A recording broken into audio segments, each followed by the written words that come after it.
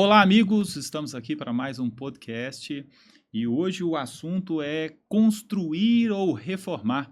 E para conversar conosco sobre esse assunto, os nossos convidados é Alfredo Santos e Tiago Mota. Por favor, façam a apresentação de vocês. Sou Alfredo Santos, da Techplanner. Trabalhamos com gerenciamento de obras no Brasil inteiro há mais de 20 anos. Sou Tiago Mota, da Realtar Dados e Custos. Trabalhamos com orçamento e planejamento de obras há 15 anos. Sobre o tema construir ou reformar, nós vemos que pesquisas apontam que a construção tem um custo médio de R$ 1.760 o metro quadrado, segundo dados do ano passado. E a reforma vai variar entre R$ 600 a R$ 3.500 o metro quadrado, isso considerando a cidade de São Paulo. Mas, diante da experiência de vocês na construção civil e tantos anos trabalhando, o que vocês podem nos dizer sobre o que é melhor, construir ou reformar? Bom, não existe uma resposta pronta para essa pergunta. Na verdade, tanto a construção quanto a reforma dependem. Você deu um custo de 1.700 e... 1.790. Certo, essa base é fonte CUB, se não me engano. O CUB é uma estimativa de custos do Sinduscom e ela tem uma letra miúda no contrato, então é uma estimativa que precisa ser complementada, ela não engloba uma série de custos complementares aí. Então, na verdade, a construção de acordo com a natureza do projeto, de acordo com padrão de acabamento, de acordo com topografia do terreno, as complexidades de implantação da obra. Localidade, exatamente. Pode ir de 1.700 a infinito. O céu é o limite. E já orçamos obras R$ 25.000 o metro quadrado. Casas de sonho, casas fantásticas, de escritórios de arquitetura super conceituados. Assim como também já orçamos casas, moradia popular, já com custo mais próximo de R$ 2.500. Por outro lado, a reforma também depende muito da extensão do que vai ser feito. Você pode ir desde dar um tapa até uma reconfiguração completa de um imóvel. Então isso também oscila muito. Como eu disse, não tem uma resposta pronta porque é necessário avaliar cenário contra cenário. Qual seria o padrão de uma casa que alguém pretenderia construir versus qual seria o nível de reforma e o valor de compra do imóvel original. Então não tem uma resposta pronta. É necessário avaliar os dois casos de forma independente porque as duas situações podem variar de zero a infinito. Ok. Alfredo, na sua opinião, o que acaba ficando mais caro, a construção ou a reforma? Para a gente iniciar esse nosso papo. Bom, esses números que se encontram no CUB de metro quadrado de construção são muito perigosos. Eu sou até contra isso, sou muito crítico disso. Porque se você pega uma grande construtora, uma MRV, uma direcional, que faz complexos habitacionais numa escala enorme, né? Você tem ali um indireto que se dilui para 800, 1.500, 2.000 unidades. E você tem uma pessoa que vai fazer um espaço gourmet na casa dela, novo, com a piscina ali. Então, esse preço por metro quadrado, como o Tiago Mota disse, ele pode ser... eu vou fazer um galpãozinho numa garagem no meu quintal que vai custar 1.500 o metro quadrado. E eu posso fazer uma personalização numa casa, tudo que pode custar 12.000 metros quadrados. Então, cada projeto é um projeto que precisa ser orçado com aquele material ali. O custo hoje de itens similares, ele varia em proporções enormes, né? Então, tomar muito cuidado com esses valores tabelados, porque na maioria dos casos eles servem de muito pouca coisa. No geral, para dar uma resposta bem geral assim para quem nos assiste, reformar é mais caro do que construir, em boa parte dos casos. Que a palavra reforma eu tenho um apartamento e depois da pandemia eu estou home office, eu vou montar um escritório, mas eu vou aproveitar e trocar o piso, aqui falta tomada e quero fazer mais uma suíte. Imagina essa situação que muitos brasileiros se aventuram aí. Pegar uma unidade, criar um escritório e incluir mais um banheiro. Cara, vende seu apartamento e compra um com mais um quarto e mais um apartamento, um banheiro. Então, é esse tipo de intervenção, quando a intervenção é muito grande, você vai fazer novas tubulações, aí a reforma é mais cara que construir. Então, vende o seu e compra outro, porque não vale a pena. Ah, mas é uma casa, eu tenho a liberdade de fazer um puxado ali. Mas quando você tem que quebrar o que está pronto, quebrar uma parede, cortar ela, fazer um buraco nela, pôr um tubo lá dentro, tampar aquele buraco e fazer aquilo, é mais caro do que construir ela já com um tubo lá dentro, rebocar e fazer. Mas que isso? O que você está falando? A parede está... Não. Quando você coloca na ponta do lápis o número de horas gastas para fazer uma intervenção, adaptação, construir inteiro é mais barato, em boa parte dos casos. Agora, vamos lá, dentro ainda da palavra reforma. Não, eu quero dar um tapa no meu apartamento, eu quero pintar, trocar a cor do piso, o piso está velho. Aí, essa se chama reforma também, né? Você pintou e trocou o piso, eu chamo de reforma. Sim. Ok, mas você não colocou tomadas novas, você não mudou torneira de lugar, você não está fazendo um rebaixo de forro de gesso sofisticado, você deu um tapa no apartamento. Deu uma reforminha, deu uma cara nova para ele. Isso pode até contribuir para o preço de venda dele.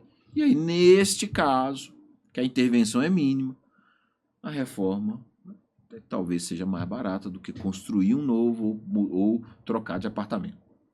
Quando a gente pensa na reforma, na construção, há alguns fatores como o tempo de execução e o impacto na rotina. Né? Muitas vezes na reforma a pessoa está dentro do imóvel. Na construção se tem o tempo de construção do imóvel.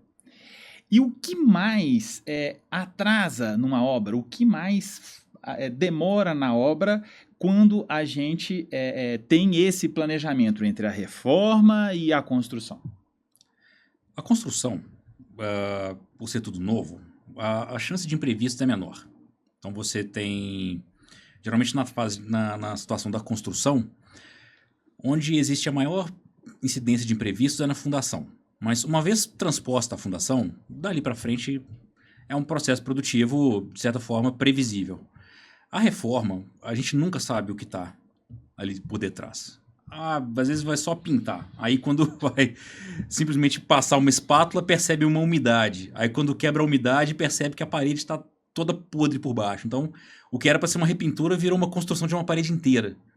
É muito comum em intervenções, principalmente de casas, apartamentos geralmente dão menos liberdade para mudanças na planta, mudanças no layout, mas casas geralmente dão uma noção de maior liberdade.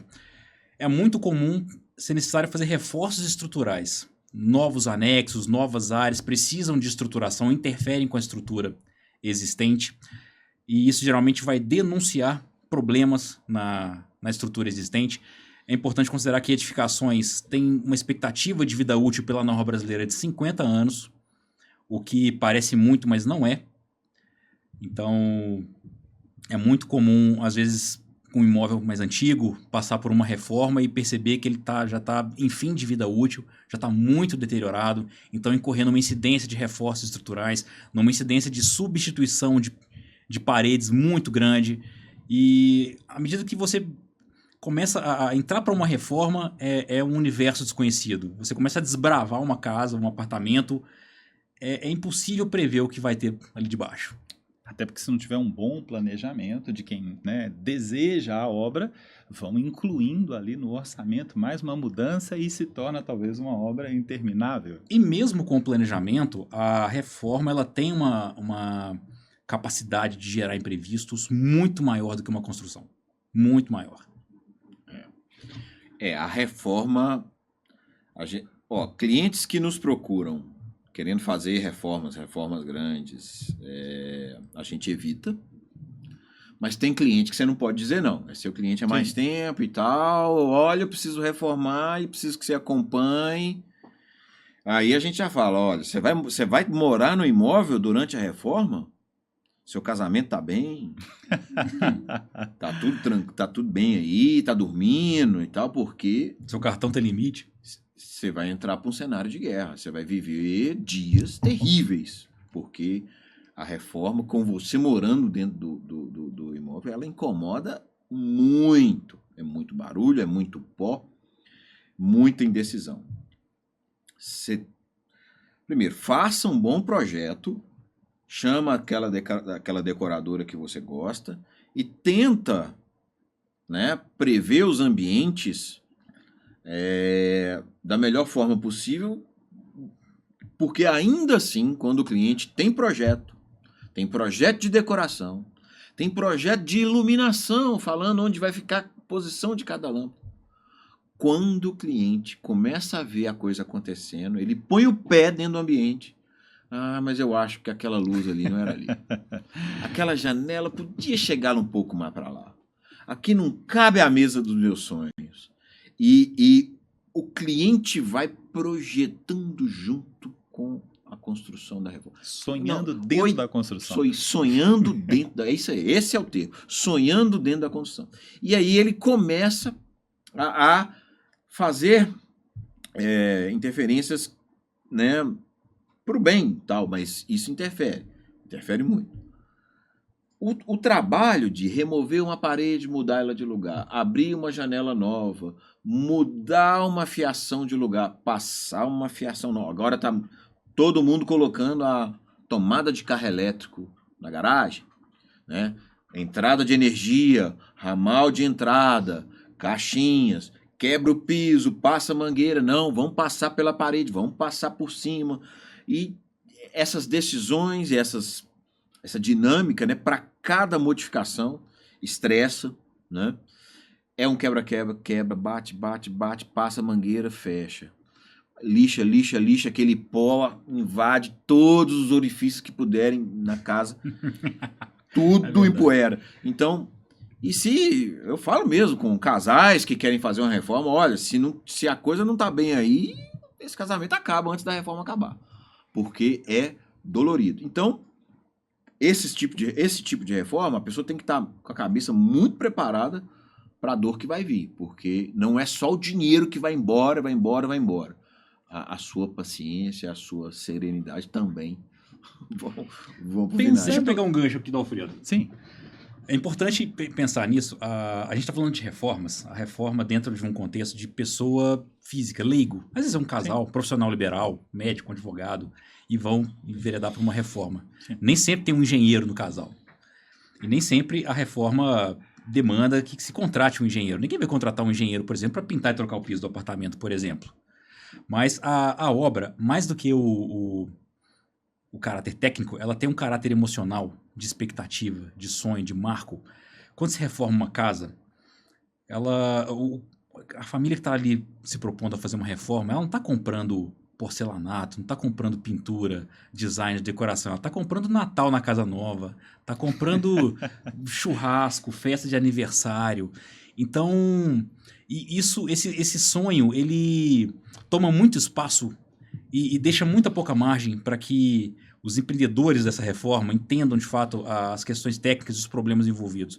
Como disse o Alfredo, é algo que sequestra a vida de uma família. Mesmo que se mude do imóvel. O final de semana livre acabou. Enquanto tiver obra, final de semana, você vai para uma loja, vai para uma Leroy da vida, vai escolher porcelanato, vai comprar material. Tem que resolver o problema com o empreiteiro. Tem que reunião com o arquiteto para definir não sei o quê.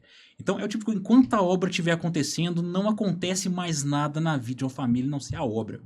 E realmente, isso gera desgaste, quebra expectativa, porque dificilmente alguém, ao começar uma reforma, tem uma expectativa realista de custos, então é muito comum se gastar mais, isso gera desgaste, isso quebra expectativa, porque ou vai se gastar mais e vai ter que buscar esse recurso no mercado, gerar dívida, gerar mais crédito, ou vai ter que se abrir mão de escopo, não dá para fazer tudo que se previa inicialmente, vai ter que, depois a gente faz uma fase 2, não vai dar para fazer a piscina, não vai dar para reformar aquele trecho da casa.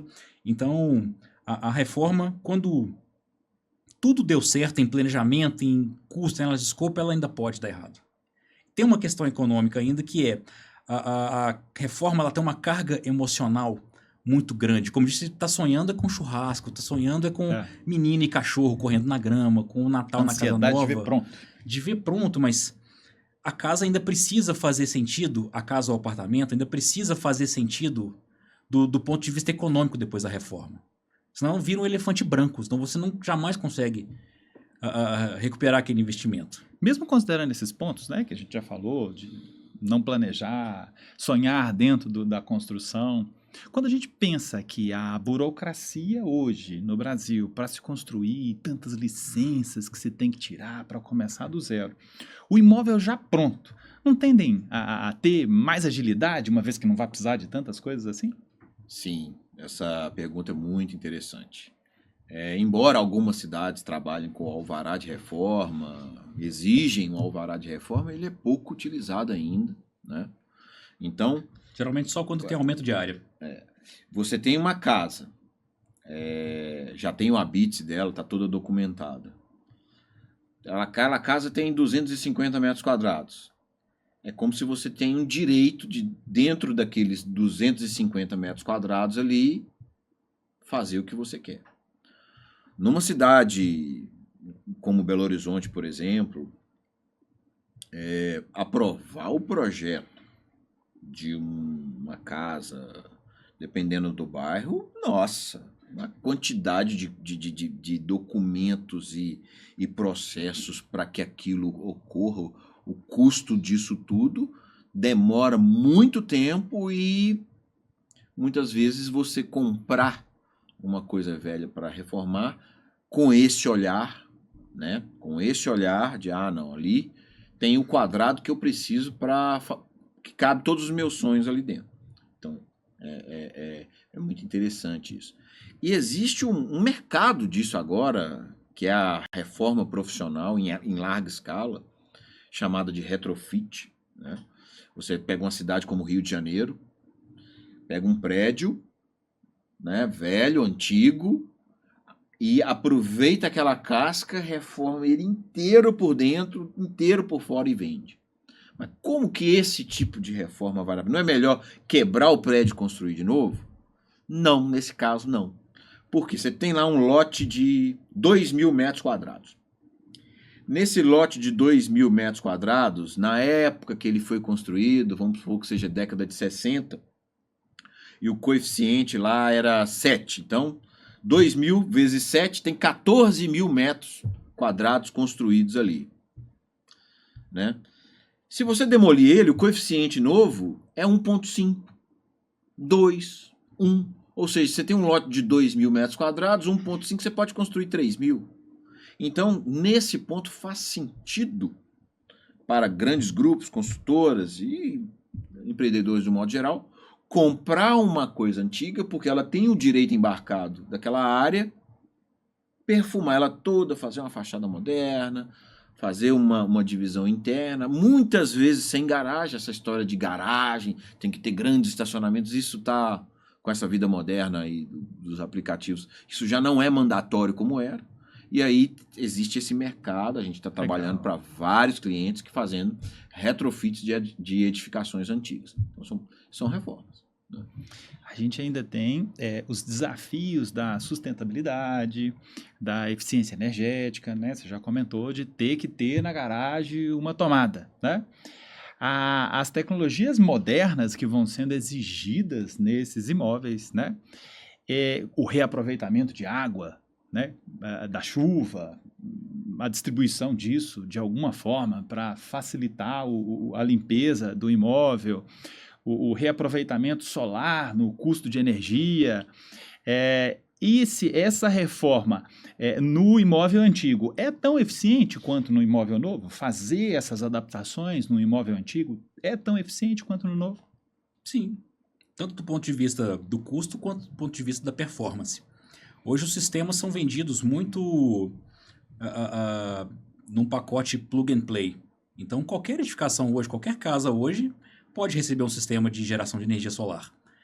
Isso foi muito assimilado pelo mercado, a montagem é o menos invasiva possível e, no caso de uma reforma, já que já está se fazendo quebradeira, faz muito sentido adequar o imóvel também para condições ambientais.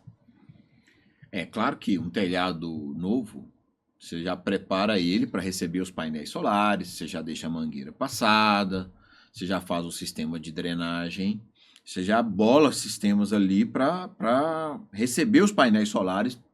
Aí quando você pega um telhado colonial, com aquela telha de cerâmica ali, com aquela madeira que já está ali há bastante tempo, é possível que você tenha que aquele telhado que você não queria reformar, na hora que você vai pôr a placa solar, tô achando que é melhor trocar essas madeiras aqui e fazer. Então tem isso, né? Você vai pôr o painel solar em cima de um telhado velho, mas você vai ter um monte de adequações para fazer naquele telhado que se você não tomasse essa decisão, você não ia fazer. Mas aí a gente volta na questão de planejar de antemão o escopo da reforma. Né? Já faz uma avaliação, quero colocar aqui eu tenho um telhado colonial antigo, quero colocar um sistema fotovoltaico. Então, meu telhado comporta, cabe, não cabe? Quais seriam as medidas? Tem algumas soluções alternativas? Dá para... Geralmente, já vi isso muito, moro num bairro de casas antigas, então meus vizinhos instalaram, pude acompanhar da minha janela alguns casos desse tipo. Geralmente, não precisa apoiar no telhado, dá para tirar uma telha, criar uma estrutura que se apoie na laje, e a estrutura que suporta as placas fica independente. Estou dando um exemplo, mas só dizendo que isso tudo aponta para a necessidade de avaliar de antemão. Não é algo que com a reforma em andamento você decide ou faz do nada, não. De antemão tem que se prever quais são os sistemas que se pretendem instalar ali, verificar se há viabilidade técnica, verificar qual que é o nível, o quanto aquilo vai ser invasivo e destrutivo e qual vai ser o impacto daquilo na reforma, inclusive para verificar a possibilidade, inclusive se desistir daquilo. E nesse caso da viabilidade, da eficiência energética, né? Eu acho que é o inverso, porque até agora a gente tinha comentado sobre as licenças que não são necessárias tirar, se o imóvel já está construído. Mas imóveis já construídos nos padrões da CEMIG, nessas questões atuais, uma vez que vai se instalar essa eficiência energética, pode ocorrer mudanças de estrutura, né, no padrão, e isso acabar sendo mais caro no imóvel antigo do que no imóvel novo? CEMIG vem atualizando os medidores, no caso de obra residencial. Eu digo porque os medidores eram dentro dos imóveis, agora, né, há uma lei que os medidores passam para fora, e isso de alguma forma também impactaria na reforma em relação à construção? Sim, já que vai mexer, vai ser exigido algum nível de adequação ao que está acontecendo, em norma vigente. Você tem que... Vou colocar uma tomada de carro elétrico na minha garagem. Vou colocar um sistema fotovoltaico ligado na rede. Vou colocar um ar-condicionado. Opa, aquele padrão ali já não dá. Aí você vai na concessionária de energia, preciso de uma carga maior, preciso de um trifásico, com disjuntor para X amperes, você vai definir. Aí a concessionária me dá um projetinho elétrico. Já tem lugares que está pedindo um projeto elétrico para te fornecer determinada quantidade de energia. Aí você tem que contratar um engenheiro eletricista, fazer um projetinho elétrico dos sistemas que você vai colocar, entrar, concessionária, instala para mim. Então, esse processo custa e demora. Então, não é só, eu quero a minha tomada de carro elétrico, meu ar-condicionado e meu sistema fotovoltaico. Pode ser que seja simples e pode ser que seja bem complicado. Ou seja, avaliar de antemão o escopo para que você possa avaliar de antemão o custo e o impacto. E essas soluções sustentáveis são economicamente mais viáveis na reforma de um imóvel ou na construção do zero? Na construção, porque, como o Alfredo disse, no caso do telhado, você, na construção, já prevê as interfaces necessárias, já prevê pontos de apoio, já prevê pontos de passagem, de tubulação, tudo. Então, na reforma é complicado. É uma coisa que muita gente quer aproveitar a água de lavatório, a água... descarga, né? Descarga é esgoto, né? Mas para molhar jardim, o pessoal costuma querer pegar água de chuveiro e água de lavatório. Não. Eu disse que geralmente acho que faz um sistema de recolhe água de chuva e reaproveita essa água na descarga e... tem o de chuva que retorna para descarga e tem você que chama reaproveitamento de água cinza, se não me engano. Sim. Que é lavatório, chuveiro, alguns pontos.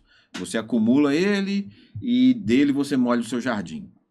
Aí faz sentido em obras novas, né? Porque quando você já vai fazer o ramal, você já deixa essa caixa pronta, tem as empresas que fornecem os kits para isso.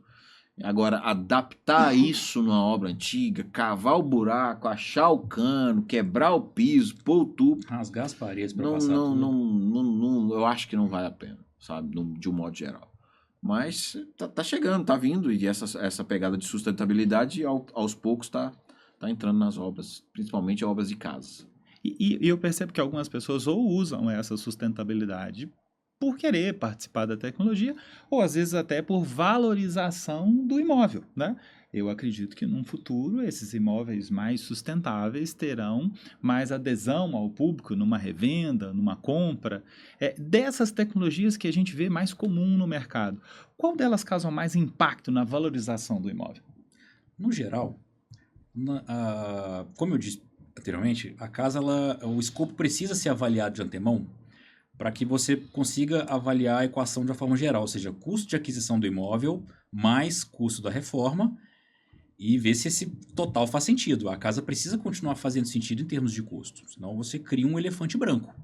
Você mora numa rua, por exemplo, em que as casas custam 1 milhão, 1,5 milhão no bairro, aí você compra uma casa de 1 milhão, bota ali mais 1 milhão, a sua casa vira um elefante branco de 2 milhões numa casa de 1 milhão. Então, fica mais difícil comercializar também por esse contexto. É preciso avaliar isso com cuidado.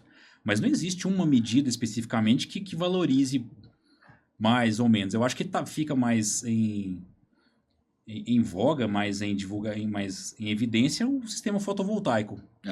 No mercado de luxo, de casas de luxo, o sistema fotovoltaico é sim hoje um atributo que influi. Desejado, funciona, qual a capacidade?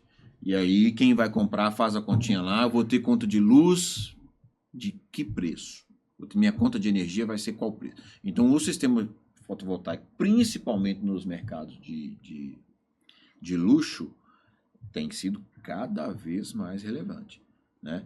E abastecer o carro elétrico na garagem custa. Se a pessoa migrou de automóvel a combustão para automóvel elétrico, e se ela não tem um sistema fotovoltaico apoiando, a conta de luz é bem mais cara. Você economizou no posto, é claro, o que se economiza de dinheiro do posto é muito mais do que o que a sua conta de energia sobe. Mas a conta de energia sobe. E uma contramedida são os sistemas fotovoltaicos. Os sistemas de aproveitamento de água, chuva, água cinza, eles ainda são muito tímidos em serem valorizados e reconhecidos como um diferencial. Porque no Brasil, de uma maneira geral, a conta de água ainda é barata. A água no Brasil, para consumo doméstico, ela ainda é barata, coisa que a energia não é mais e vem subindo. Então, historicamente, na cesta das famílias, a conta de água influi bem menos do que a conta de energia. Por isso que o fotovoltaico está mais em voga e ele devolve numa velocidade maior do que os investimentos hidráulicos. A gente percebe que algumas regiões, né, naturalmente, são mais valorizadas do que outras regiões.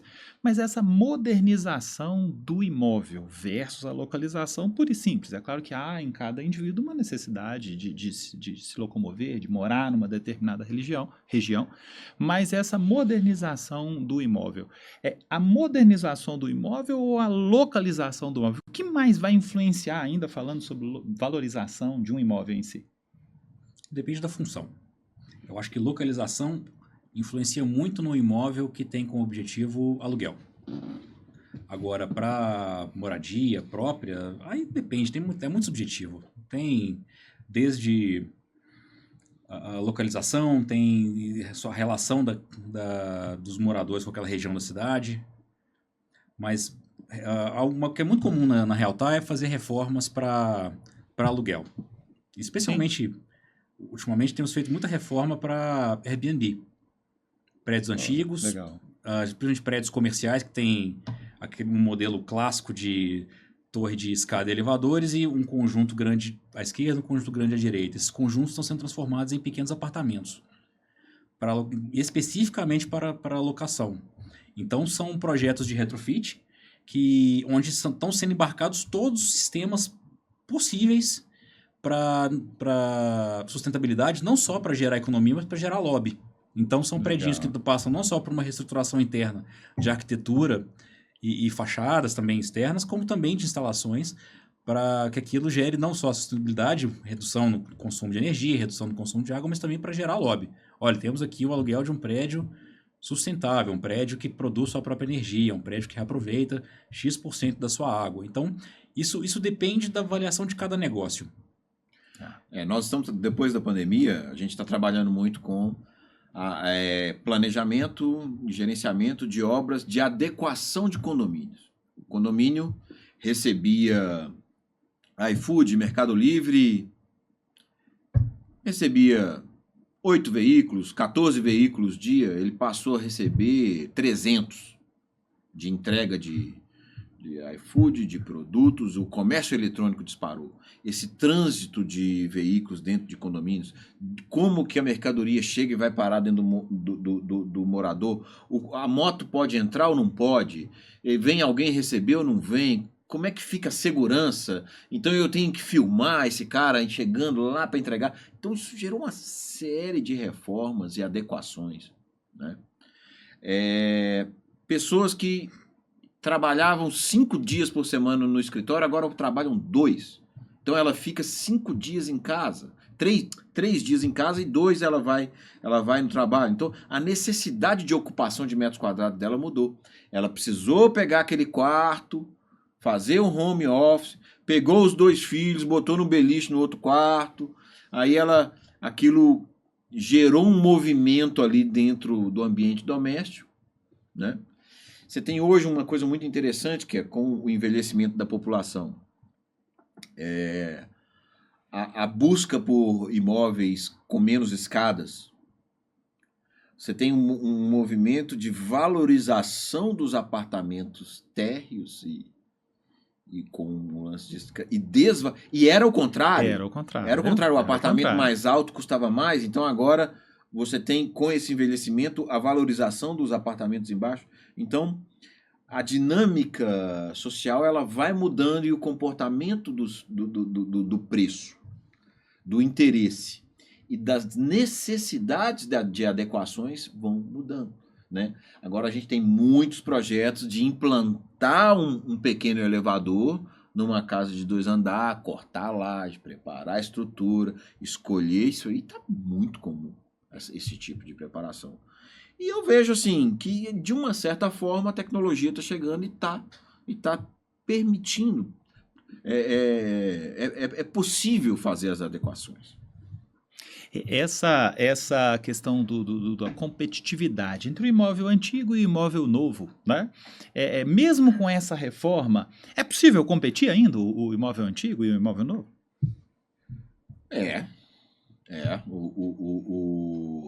A construção brasileira ela é muito boa. A nossa cultura construtiva é sólida. Nossas casas... Ainda bem que aqui não tem furacão, mas se tiver um furacão no Brasil, vai voar menos do que em outros países. A nossa obra é sólida, ela é pesada. Tijolo, argamassa. A obra brasileira ela tem um ótimo isolamento acústico, né? Então a gente falou de industrialização em outro momento que nós encontramos aqui, das paredes de gesso acartonado e tudo. Para a parede de gesso acartonado ter a mesma performance térmica e acústica de uma parede antiga, ela precisa de recheio, de mantas, 2 placas de um lado, 2 placas do outro. Então o imóvel antigo, ele tem atributos e qualidades, né, que são sim. Agora, não vai ter tomada em todos os lugares que você precisa. Você quer carregar não vai ter uma tomada. Para você instalar seu ar-condicionado, não tem um tubo de dreno esperando. Tem um monte de inconveniente. Às vezes é tão antigo que o tubo que está dentro da parede é galvanizado. Você vai ter que... Ele já está enferrujado, você vai ter que tirar ele todo e pôr outro. Então, na balança, né, novo ou usado, tem que pensar bastante. Mas nesse tipo de caso, né, a reforma é mais cara do que construir novo. E quando, pensando ainda nesses fatores de escolha, né? Quando construir é um investimento, quando que construir é um investimento melhor do que reformar, ou reformar é melhor do que construir? Comenta um pouquinho sobre esse assunto para nós. Bom, a moradia é sempre uma escolha muito subjetiva, né? Volto a dizer. No fim do dia, as pessoas têm que gastar dinheiro do que faz sentido para elas. Não adianta que a gente não vai dar a receita aqui, faça isso, não faça aquilo. Mas é necessário avaliar as duas situações de forma global. Quanto custaria construir o projeto desejado, quanto custaria comprar um imóvel desejado e fazer as intervenções desejadas. Deixa eu dar um exemplo, uma história muito interessante do começo da empresa. Nós reformamos uma casa no condomínio. Um profissional dos Estados Unidos estava de mudança para o Brasil, comprou uma casa no condomínio, mesmo condomínio dos sogros. Uma casa imensa, mas um sobrado antigo, com uma arquitetura bem defasada, cheio de azulejo rosa e vaso sanitário azul. Aquelas casas bem anos 70. E aí decidiu fazer uma reforma completa. Então, ele fez primeiras reuniões com arquitetos, chegou-se um escopo inicial, fizemos uma primeira rodada de orçamento. Veio o marido dos Estados Unidos, nós nos reuníamos com ele. O orçamento caiu 50%. Porque ele abriu mão de uma série de escopos. Não vou usar essas pedras, vou usar um revestimento mais barato, vou usar esquadrias mais simples. E aí, ok, chegou num custo, uma redução de custo que fazia sentido. Sim. Veio a esposa para a segunda reunião com o arquiteta. A esposa voltou o custo para 100%. Então, não se chegou no escopo, no final das contas. A gente brincou com ele e disse, olha, é mais barato manter sua esposa na Europa com cartão de crédito livre do que deixar ela dando palpite na obra. Então, olha só, o caso de uma reforma drástica, quase uma reconstrução do imóvel, naquele caso seria mais barato ele ter construído uma casa nova. Entendi. Mas não tem uma resposta pronta. Essa questão de como investimento, né? Vamos supor que você quero comprar apartamento para revender. Vou comprar um apartamento velho, reformar e revender. Tem um grande problema no Brasil. Para comprar o apartamento ou a casa que você quer reformar para revender, quando você compra, você paga o preço da casa, a comissão do corretor que te atendeu, o ITBI daquela prefeitura, tem lugar que é 2%, tem lugar que é 3%, varia, né? Comissão de corretor normalmente é 6%. A taxa cartorial, cartório de nota, cartório de registro, né? Então você compra um imóvel de 300 mil e você paga um bom percentual, mas às vezes chega a 12%, 13% do imóvel na transação. Aí você já pegou aquilo. Vai reformar. Vou trocar o piso, dar um tapa aqui, melhorar isso aqui e vender mais caro. Quem vai comprar vai pagar isso tudo de novo. Então, o custo transacional do imóvel é muito alto, porque isso tem pouco no Brasil. Essa coisa de comprar, reformar para revender. Existe, mas é pequeno esse mercado no Brasil, porque a transação absorve boa parte da margem, né? Ok. Então, aí quando você vou comprar um lote num bairro novo, fazer 2 casinhas geminadas e vender. Esse modelo, você pega o financiamento no banco, constrói, coloca aquele próprio imóvel em garantia e tudo, e depois você vende. Então, esse modelo flui muito melhor, né? Então, por isso, né, mais uma vez, nessas comparações, como investimento, em boa parte dos casos, a construção nova se torna mais atrativa para os construtores iniciantes do que a reforma. Ok. Estamos chegando ao final de mais um podcast. Tiago Mota, suas considerações finais sobre o tema, né? Reformar ou construir? Estudem a fundo os dois casos. Ok. É a solução para mim. Alfredo Santos. Não economize com projeto, decoração. Se você tem um sonho de uma construção ou reforma, como é que é seu projeto? Decoração, imagens do ambiente. Isso era caríssimo, gente. Hoje, arquitetos e decoradores fazem renderizações e simulações em 3D do seu sonho, que te coloca dentro do ambiente. Já tem até aqueles óculos que te colocam para lá. É melhor você gastar dinheiro com projeto, com planejamento, do que tropeçar nas próprias pernas durante a sua reforma, durante a sua construção. Então, faça um projeto, faça um orçamento, pergunte para si mesmo, é isso mesmo que eu quero? Vá para o mercado, existem empresas excelentes, existe a Realtar, existem muitas empresas que são capazes de antecipar o custo daquilo para você. E aí, cabe no seu bolso, aí você toma a sua decisão. Ok. Chegamos ao final de mais um podcast e, pelo jeito, desde os tempos de Jesus já havia uma fala: calcule melhor o quanto vai gastar antes de começar a sua obra para não ter surpresa. Obrigado aos convidados, obrigado a todos. Até o próximo. Uma boa tarde.